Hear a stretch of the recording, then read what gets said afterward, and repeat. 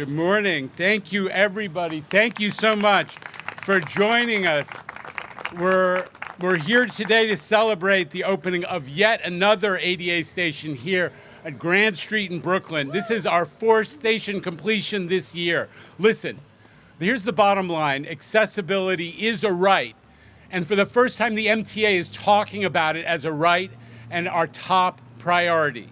We are determined to continue knocking out ADA stations, making our stations accessible at a totally unprecedented pace.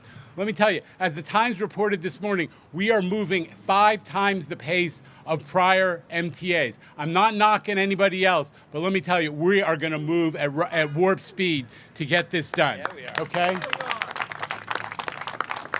Since the start of COVID, we've opened 20 new stations that are made ADA accessible with elevators. We have 67 projects included in the current capital program, and it's being paid for with $5 billion. That's billion with a B in investment. Never before was the MTA investing billions in this. Now we are on track to open elevators at 12 additional stations this year alone. 31 projects are in construction. This is a new era in accessibility. Listen, this is personally important to me. I saw how difficult it was for my own mother, who turned to me in her 90s and said, I can't get up and down the stairs. I don't feel like a New Yorker anymore because I can't use the subway. This is very personal, and all New Yorkers know, not just if you're a person with a disability, but if you have a stroller, if you're trying to shop and move around with stuff, you have to have access. We are going to change that. And one proof positive of our commitment is that we have made a legal commitment to make the whole system accessible. Never before did the MTA do that. There was a commitment to do 100 stations. We said we're going to make all the stations accessible right up to the end, and we made that permanent. God bless the advocates for transit accessibility. I always say, and in a minute I'm going to introduce the advocates who are behind me, some of whom are in government, but New York City is blessed to have the best transit advocates, including the disability advocacy community. Have made this a priority, and they're continuing to make us ever stronger in Albany and in City Hall, right? Thank you to all of our advocates. Now, here's who I should have introduced at the beginning, but I want to really emphasize. We have partners in Albany. We have partners in City Hall on this issue, and they are represented here today along with some very important community folks. Emily Gallagher, our New York State Assembly member from this neighborhood, an incredible supporter of transit, incredible. Jennifer Gutierrez, the New York City Council member from this neighborhood. Thank you. Thank you. We have folks from the community. We have the district manager, Johanna Bulgarin. Thank you for being here. We have Community Board 1 Transportation Committee co-chair Simon Weiser. Did Simon Weiser get here? We thank you for what you're doing. The Grand Street, this neighborhood has a bid, and it's rocking, and it's led by Aaron Piskapink. Aaron, thank you for what you're doing. But none of this would be possible unless we had great leadership at the MTA and in our partner advocates. Rich Davey is making the subways run more on time. Thank you for acknowledging it, sir. Thanks, Mom. Thanks, Mom. Thank you, Mrs. Davey, for that horn. Rich Davey's got the subways running better in terms of performance than they have in over 10 years. Quimel Arroyo, Chief Disability Advocate, is with us. Nobody speaks more powerfully and in so many languages about the priority we've placed on disability. We're also joined by the secret weapon of the MTA, which is the Permanent Citizens Advisory Committee, which is our in-house advocacy professionals. The Gripes, where are you? Right here. We love you. We love you. And then the men and women who made this project happen. Behind us, Judlow, the construction company, Hill International, the project management consultants. But let me tell you about this project. Ladies and gentlemen, project on time, and it looks like it's coming in 15% under budget. Thank you to the MTA team that ran the project. Where are you? Argarin. Way to go. Greg Maxud, his partner. This is our project CEO approach, which creates accountability. We say, stop pushing around, pointing fingers. One person at the end of the day is responsible for every project. And the project manager here, that gentleman, raise your hand again, please. That project manager is now an expert on ADA because he did the 59th and 4th Avenue ADA project, a huge one, and now he's kicking out another one. We are on the move.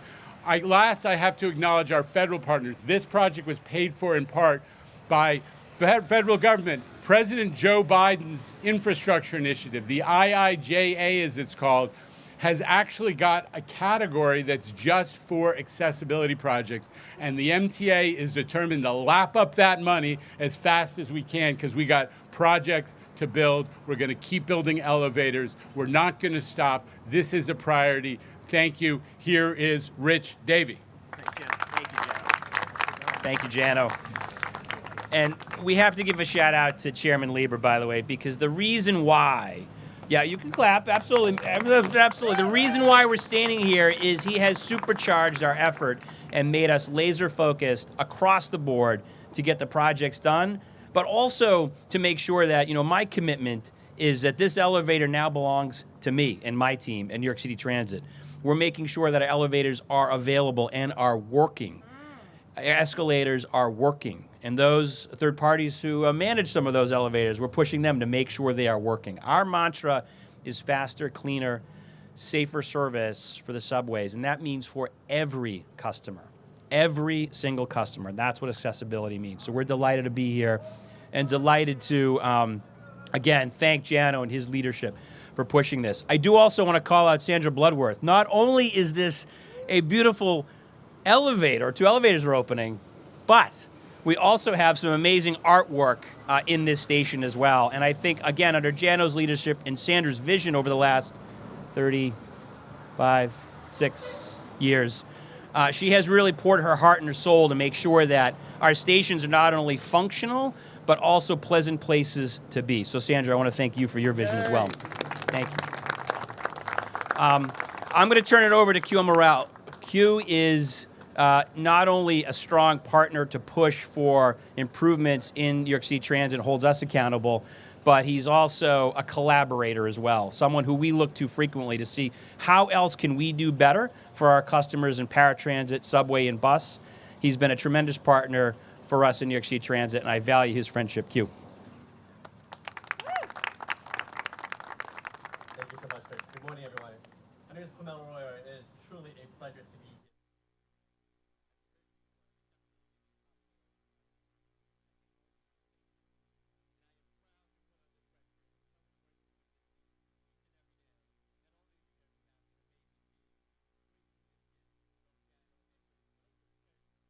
Is complete.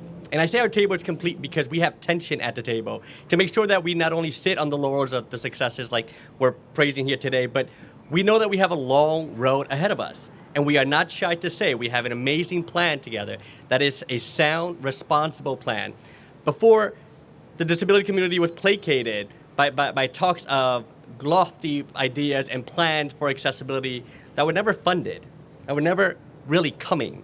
This team is not only putting our money where our mouth is, investing over $5 billion in accessibility, but delivering that work each and every month. I am so proud that this is the fourth station we've opened this summer, and we have at least 9 more to come before the year is over. This is a huge enhancement for this community, and I am so proud to be sitting here with such a great group of advocates who not only are here to support accessibility, but to talk about this community in East Brooklyn and what it means for this neighborhood to have another accessible station. This hasn't happened in years, and I love East Williamsburg. I love this community.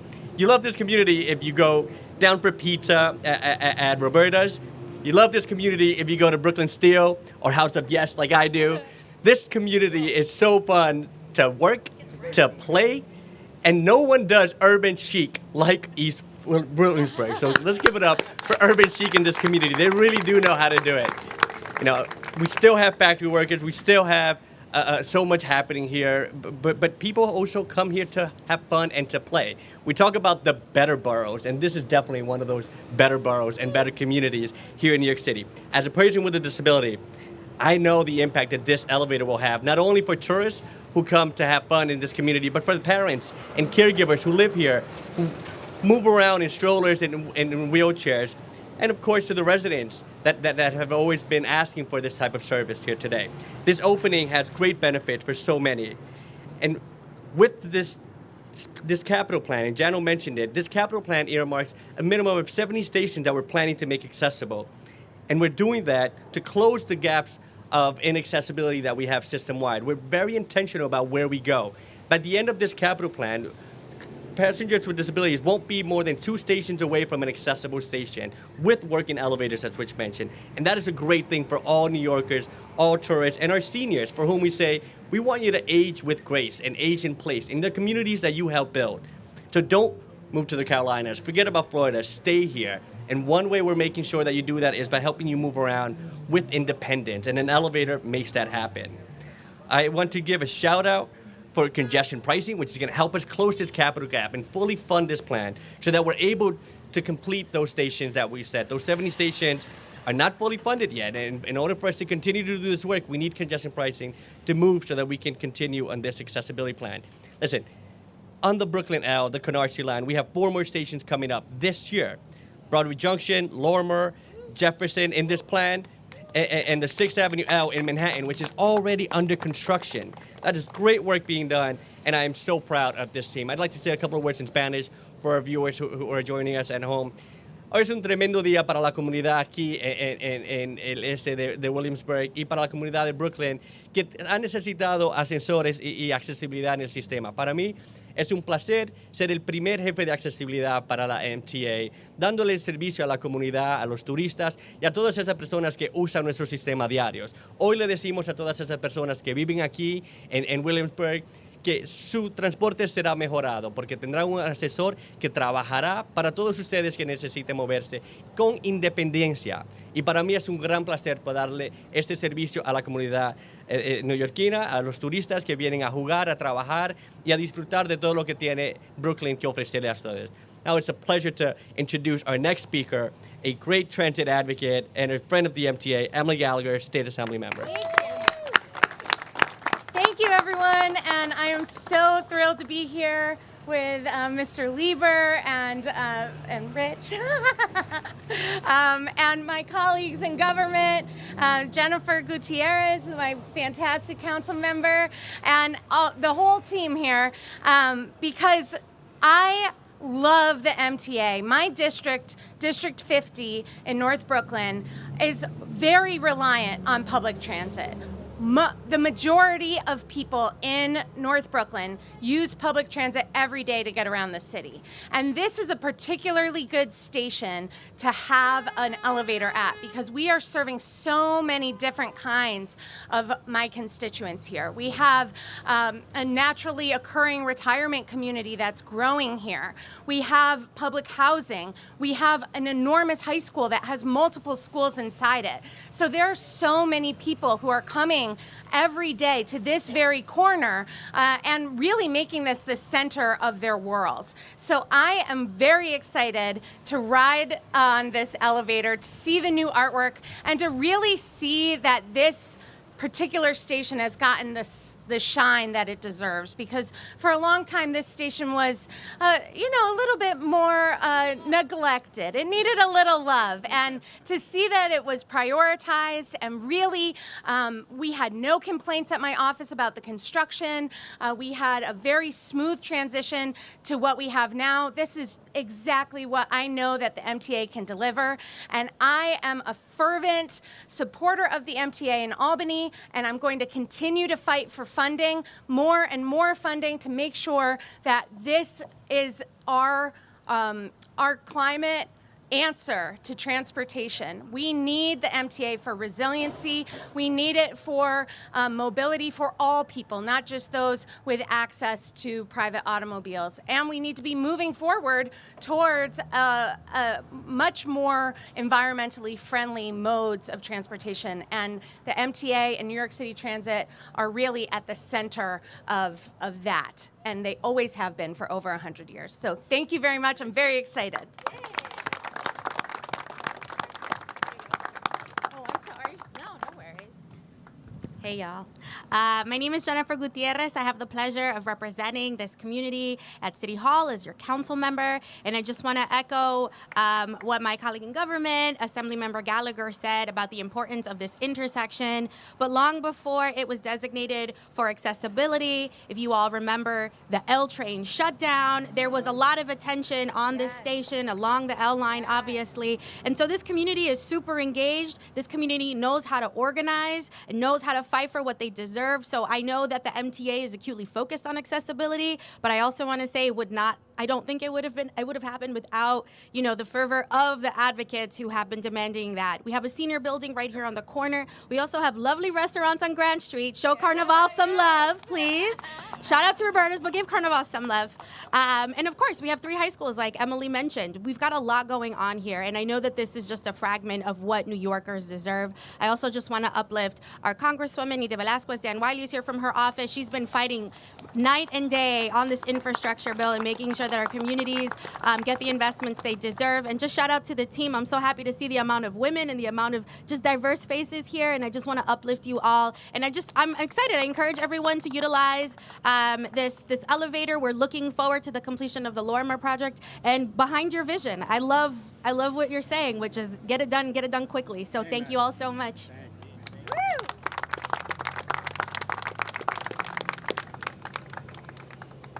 Okay, Mr. Chairman, and President Davey, and Chief Accessibility Officer Q, we have a Q&A session going on. Greg Marker from Channel 11 has an on-topic question first. On-topic question. Come on in. Go ahead. Greetings, Chairman, and everybody.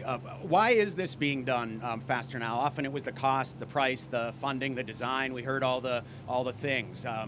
Is it all those that have changed, and is the price any more expensive since they seem to be happening more quickly? What we've been doing is, number one, we're getting a lot better because we are making so many stations ADA accessible. We are knocking out elevators at a much faster pace than ever before, Greg. But the other is really experience. Each of these stations is different. We were talking before, they all have, different utilities underground. The stairways are in different places. We are getting a lot better at figuring out how to meet the challenges of every different project. And in this case, that has yielded a savings. It looks to be that we're actually on time and under budget by 15%. Wow. So this is the new MTA. I always used to say when I was running construction, faster, better, cheaper. And we're now starting to see that. The other thing we're doing to make them cheaper is that we are awarding these contracts in bundles.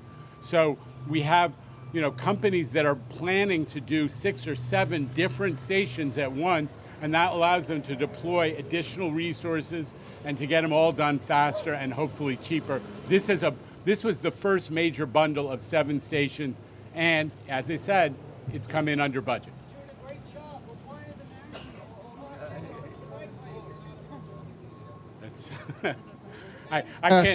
Thank you so much. I can't argue with you on that one. I can't argue with you. It's a fair point, my friend. We have an off-topic question now, Mr. Chairman, from Mr. Marker as well. I think this is good. This is for Mr. Davey, actually. Marker, go for it. President Davey, Sure. Related to the M train, the work began last night. Why does the entire line have to be shut down? Well, we could have done it over many, many weeks and disrupted folks over many, many weeks. I mean, I think we made the decision to rip the Band-Aid off, right? I think what Jano has done at C&D and challenged us at New York City Transit is, are there ways to get stuff done more quickly? And so, as you know, this is basically a little bit of a longer Labor Day weekend, if you will, but we'll be out of there early next week. The calculus being that ridership is lower this particular week. So, I at the end of the day, I don't think anyone likes construction necessarily if it disrupts their commute. In this instance, it's obviously disrupting, some folks for a 4 or 5 day period. But That's our goal, is to get it done fast, to get out of there, and to make sure that this construction work, stays for decades. And Greg, could I just say at one extra point is when you do a new switch, as they are doing here, what you get is immediately the professionals take a look as, can we run trains faster over that switch? So in addition to just getting the work done, state of good repair, maintaining the system, switch replacement gives us an opportunity to actually shorten running times, give people faster commutes. All right. Thank you all. Thank you very much. Thank you. Great. Thank you. I love what you said.